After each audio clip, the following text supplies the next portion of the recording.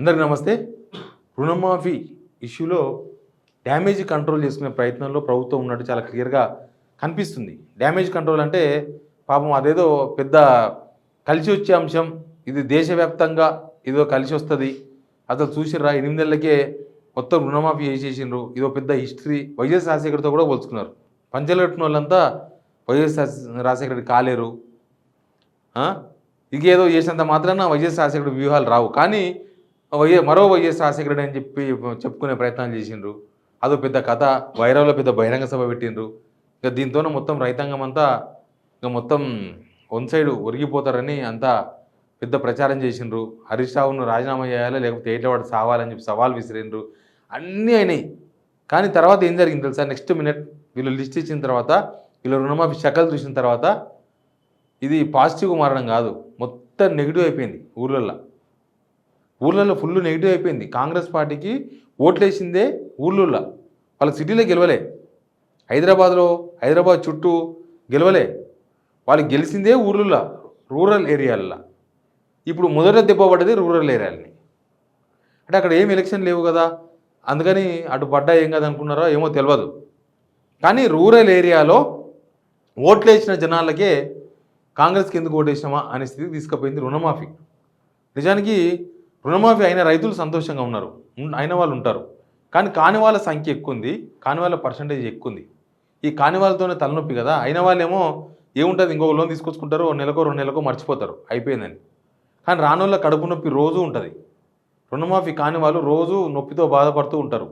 ఏం చేద్దాం, ఎట్లా చేద్దాం, రుణమాఫీ కాకపాయే, అట్లా చేసే ఇట్లా చేసే అని చెప్పి ప్రభుత్వాన్ని తిట్టుకుంటారు.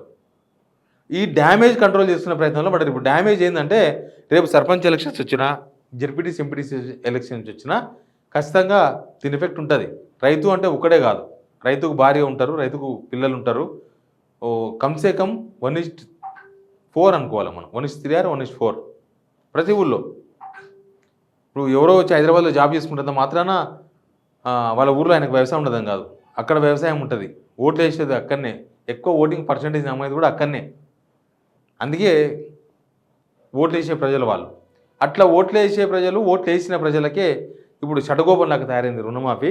ఇప్పుడు దాని డ్యామేజ్ కంట్రోల్కి వెళ్ళి దానిలోకి వెళ్ళి బయటపడడానికే నానా తంటాలు పడుతున్నారు గవర్నమెంట్ వాళ్ళు.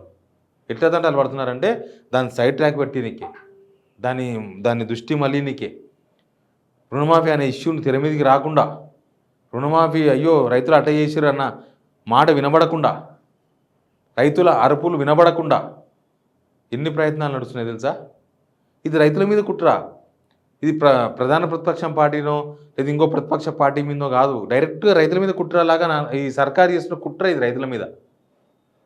వాళ్ళ బాధలు వినాల్సింది పోయి, మేము ప్రజాపాలన, మేము వింటాం, మేము కంటాం, మీరు రావచ్చు కలవచ్చు అని చెప్పిన వాళ్ళు అసలు ఎవరు కలవాలి, ఎక్కడ కలవాలి, ఎప్పుడు కలవాలి, ఎవరు కలిసిన సొల్యూషన్ దొరుకుతుందా రైతులకు?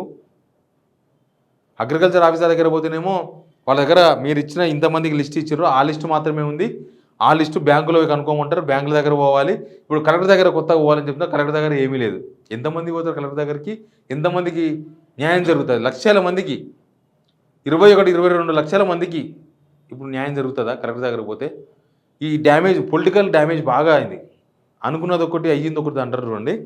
అట్లా కాంగ్రెస్ పార్టీకి రుణమాఫీ అదొక పెద్ద కిరీటంలాగా మారుతుంది అనుకుంటే అదొక ఉరితాడులాగా అయిపోయింది లాస్ట్కి.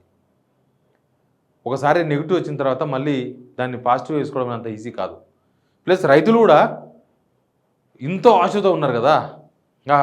అంతకుముందు విడుదల వారిగా చేసిర్రు, వీలైతే ఒకటేసారి ఏకదం చేస్తామంటున్నారు, అందరికి ఇస్తారని చెప్తే రైతులందరికీ అన్నారు, అప్పుడు అందరికి వస్తుంది అనుకున్నారు. తీరా చూస్తే బక్క చిక్కిన రైతులకే రాకుండా పోయింది. చాలామందికి చిన్న సన్నకారు రైతులకు రుణమాఫీ కాలేదు, ఏదో రీజన్స్ చెప్పి కాలేదు. ఇప్పుడు డ్యామేజ్ కంట్రోల్ కోసం ప్రభుత్వం ప్రయత్నాలు మొదలుపెట్టింది. లాస్ట్ 1 week 10 days నుంచి ఈ డ్యామేజ్ కంట్రోల్ వ్యవహారాలే నడుస్తున్నాయి. ఇప్పుడు డ్యామేజ్ కంట్రోల్ అవుతుందో కాదో నాకు తెలియదు, కానీ అది రైతులకు తెలుసు. ఏంది ఉంటుంటేనే టక్కున ఏదో మూర్ఛ వ్యాధి వచ్చిన వాళ్ళలాగా పీసీసీ చీఫ్ మార్చాలంటారు. మూర్ఛ వ్యాధి వచ్చిన వాళ్ళలాగా మంత్రివర్గం తెర మీదకి వస్తుంది. మూర్ఛ వ్యాధి వచ్చిన వాళ్ళలాగా హైడ్రా డ్రామా స్టార్ట్ చేస్తుంది. ఇంకా ప్రతిపక్ష పార్టీల నేతల ఫామ్ హౌజులు గుర్తుకొస్తాయి. మహిళా కమిషన్ హడావిడి చేస్తుంది. అన్నీ ఒకటి అన్నీ వరుసగా వచ్చి ఎటు తిరిగి రుణమాఫీ ఇష్యూ మీద డైవర్షన్ కావాలి. రుణమాఫీ ఇష్యూ డైవర్షన్ చేయడానికి రకరకాల ప్రయత్నాలు ఇవన్నీ కూడా. రుణమాఫీ ఇష్యూ డైవర్షన్ అవుతుందా? రైతుల కడుపు నొప్పి తగ్గుతుందా? రైతులు చెప్పాలి. మీరు ఇట్లాంటివి వ్యవహారాలు ఇప్పుడు చూడండి, కేటీఆర్కు మహిళా కమిషన్ నోటీసులు ఇచ్చింది. ఆయన వచ్చి ఎవరిని ఇచ్చే ప్రయత్నం మీద చేసిండు. ఎవరికి ఇచ్చినా అంతే. అంతకుముందు రేవంత్ రెడ్డి గారు పోలేదా? పోయిండు. ఆయన మీద కూడా ఇష్యూ జరిగినప్పుడు పోయిండు. మహిళా కమిషన్ వాళ్ళు, కాంగ్రెస్ మహిళా కమిషన్ మహిళలందరినీ ఆడికి పంపిండు రేవంత్ రెడ్డి గారు. ఆడికి పంపించి పెద్ద గొడవ వేసి ప్లేన్లు పెట్టి నెయిల్ కటర్స్ పెట్టి అసలు మహిళా కమిషన్ మీద మహిళలు కొట్టుకునే స్టేజ్కి తీసుకుపోయాడు. ఇది మళ్ళీ బీహార్ వైపు పోతున్నామేమో అనిపిస్తుంది అప్పుడు ఇట్లాంటివి చూసినప్పుడు. అయితే ఇట్లా ఈ డైవర్షన్ స్కీమ్స్తోన ఇవన్నీ చేయడంతోన డ్యామేజ్ కంట్రోల్ అవుతుందా? రైతులు మర్చిపోతారా?